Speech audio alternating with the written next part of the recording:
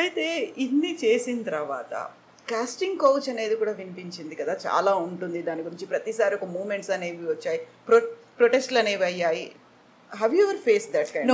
No I wish నాకు ఒక chance దొరికింది. ఎవడన్నా నన్ను అడిగి ఉండాలా.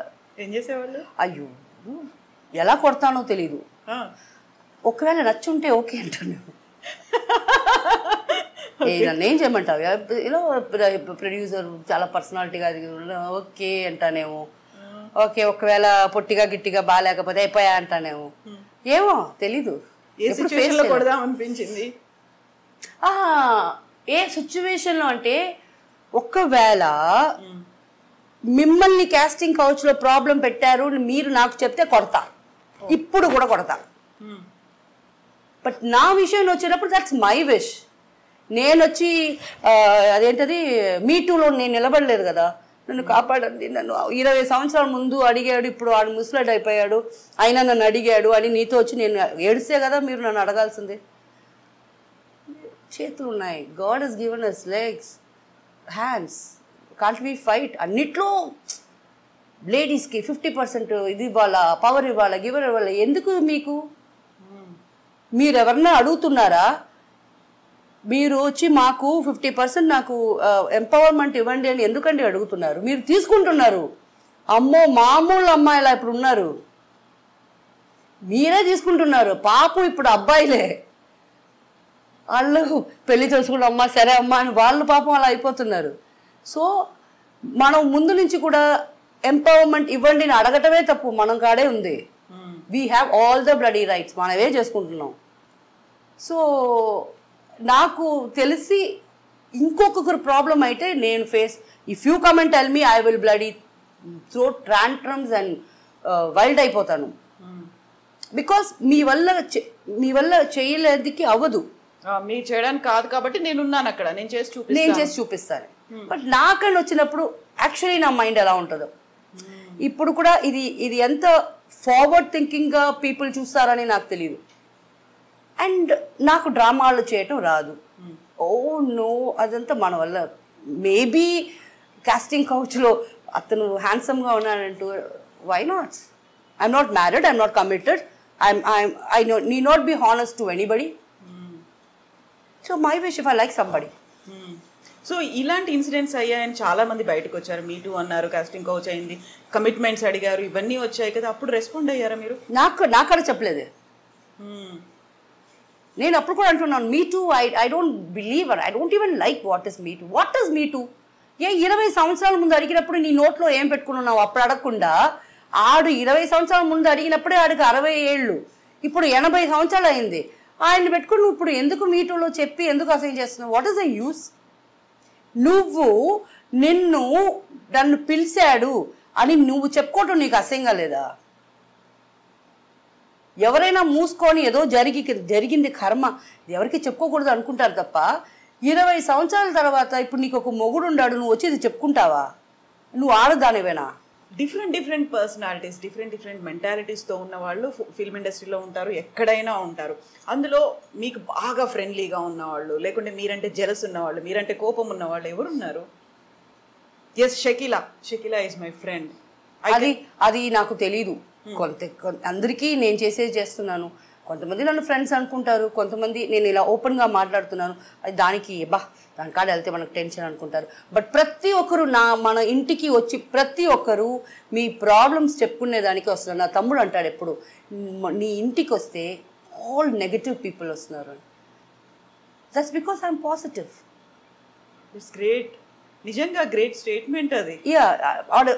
చార్మిల, నా ఫ్రెండ్స్ అందరూ ఉన్నారు కదా, ఆర్టిస్టులు వస్తారు, ఏదో చెప్పుకుంటారు, అలా జరిగింది, ఏడుస్తారు, ఇట్స్ ఓకే, ఏం చేయాలా ముందు ఎవరికైనా ఫోన్ చేసి రే అది బెదిరించేదైనా లేకపోతే వచ్చి కాంప్రమైజ్ చేయించేదైనా చేస్తూనే ఉన్నాను ఈ రోజు దాకా. నన్ను నాటమ్మ అంటారు. ఏమంటారు? నాటమ్మ. అది దాదా కాదు, నాటమ్మ అని ఒక ఫిల్మ్ రాలా? అన్ని సెటిల్మెంట్లు చేసేసి కూర్చోబెట్టి అన్ని రెడీ చేసి, లేకపోతే వదిలే ఇది వద్దు మా అది వద్దమ్మా ఇది వర్కౌట్ కాదు అని చెప్పటం వల్ల ఏదన్నా నాకు రోజు ఈ పని ఉంది. ఈ కంకణం వేసుకొని పెద్దరాయుడు, అమ్మా పెద్దరాయుడు సొంపు తీసుకున్నావా అంటారు నన్ను. ఎవరైనా వస్తున్నారంటే పెద్ద రైడ్ సొమ్ము తీసుకున్నావా అని, ఆ సొమ్ము పక్కన పెట్టుకోవాలి కదా అని అలా టీస్ చేస్తూ ఉంటారు. సో సలీం నన్ను అలా అడిగినప్పుడు, Salim, that's because I'm a positive person. Negative people come to me, want to change their lives to positivity, so they come to me. నువ్వు ఇలా చెప్తే అలాగ, then where will they go? అందరికీ చెవులు ఉన్నాయి, అందరికీ నోరు ఉంది, ఎంతమంది లిసన్ చేస్తున్నారు?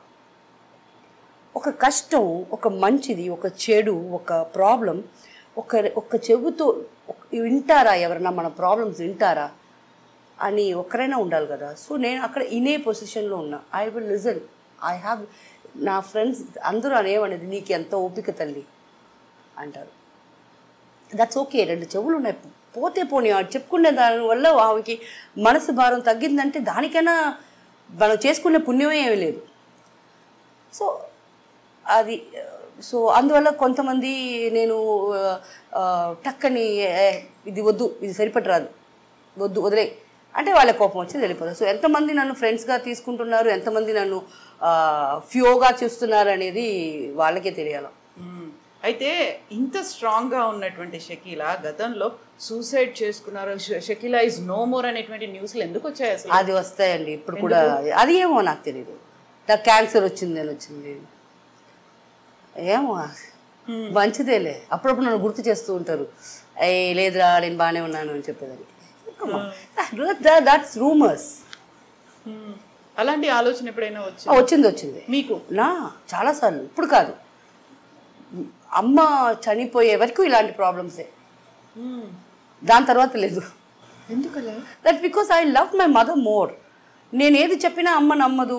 ఎప్పుడు చూసినా చెడు నువ్వు అబద్ధం చెప్తున్నావు వాయ్. నేను అబద్ధం చెప్పాలి, నేను సంపాదిస్తున్నాను, నా ఇష్టంగా ఎక్కడికైనా వెళ్ళొచ్చు, ఇష్టంగా నేను ఏమైనా చేయొచ్చు, బట్ నేను మీతో అబద్ధం చెప్పలా, నిజమే చెప్తున్నాను. Still you don't believe it. In the sense నాకు అప్పుడు కొంచెం బాధ వేసేది.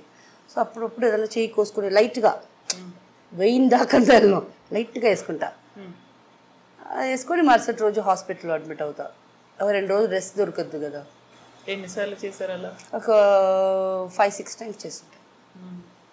ఆ తర్వాత అమ్మ పోయిన తర్వాత నాకు అంతా పోయింది. I'm happy. ఎవరు అలా చెప్పకూడదు, నేను కూడా అలా చెప్పలేదు. I miss my mom. But the thing is, అమ్మ ఉండేటప్పుడు అమ్మకి అక్క కావాలా, అన్న కావాలా, తమ్ముడు కావాలా.